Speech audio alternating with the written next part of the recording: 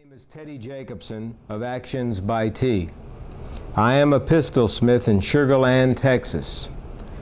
I am a trigger specialist and work on over 100 different models of handgun actions. This tape will show you the different options you have in upgrading your pistol or revolver. I am very conservative in what I do and recommend, and my only intent is honesty and integrity. Most everything I do is for self-defense street guns, and these guns are used to protect life and property. If your gun is not broken, there is no reason to fix it. But there are things you can do to upgrade its reliability that I will go over with in detail. In the end, only you can decide what options you will need. Should you have any questions, you may call me at my shop in Texas.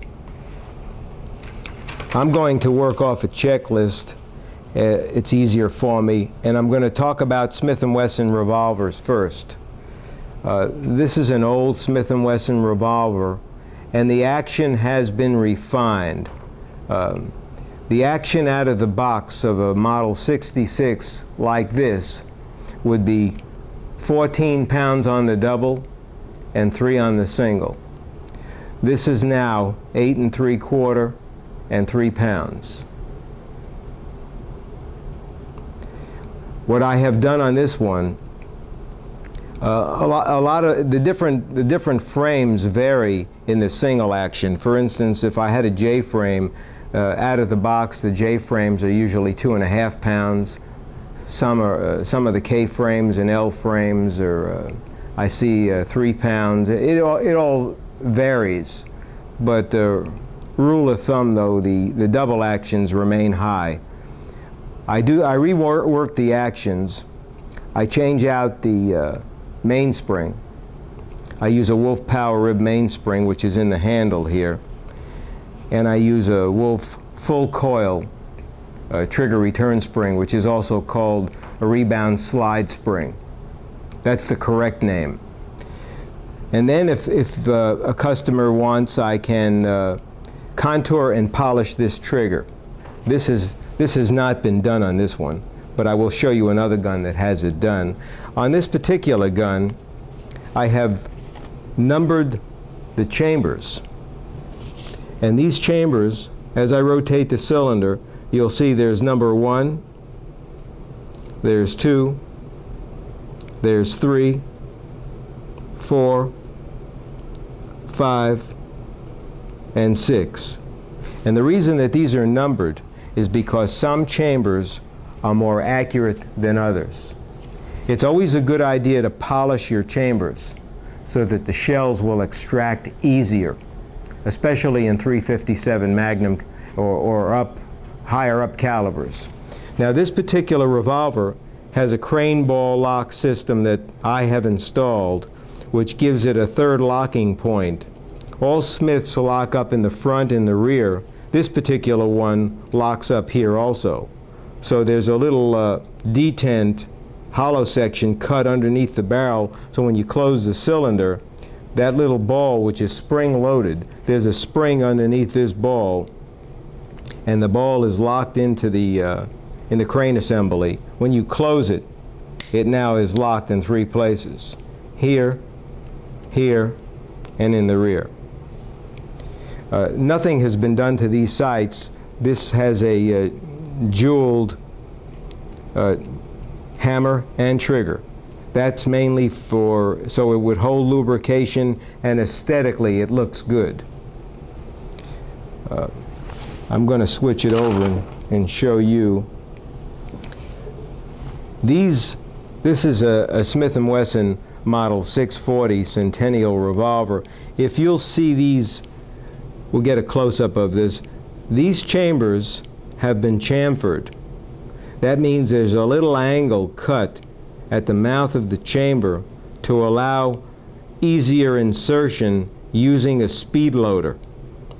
And you might be able to pick up and see there's a slight chamfer here on every chamber. The ratchet assembly here is not chamfered. Only the outer edge of part of the cylinder is chamfered.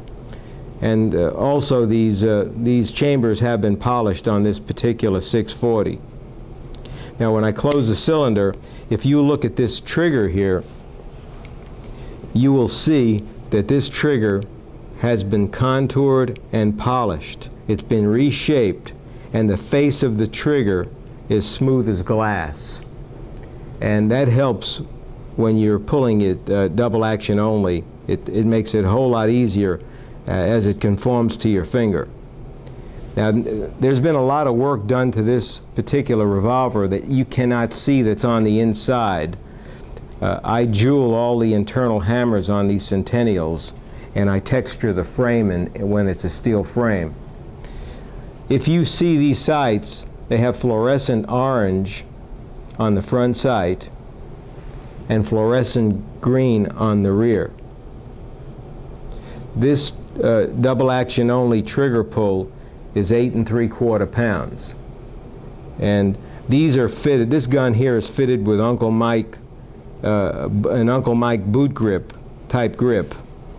And this has a stainless steel screw that has been replaced the original black screw, because the original screw has a tendency to corrode.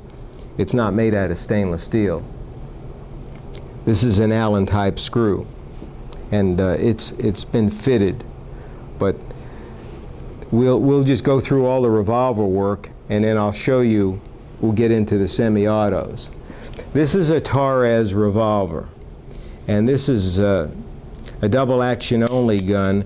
And if you notice that the factory has already taken the hammer spur off, these triggers are absolutely terrible.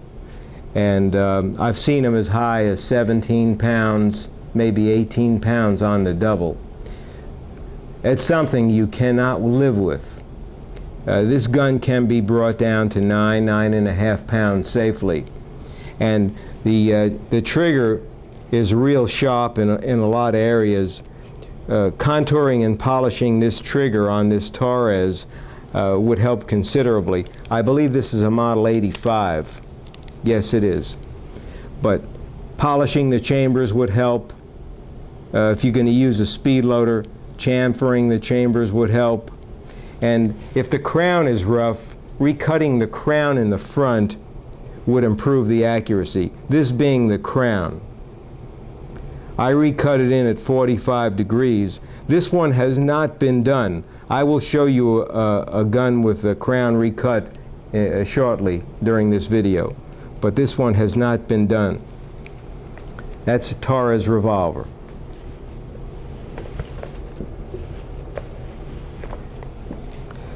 This is a Ruger SP-101.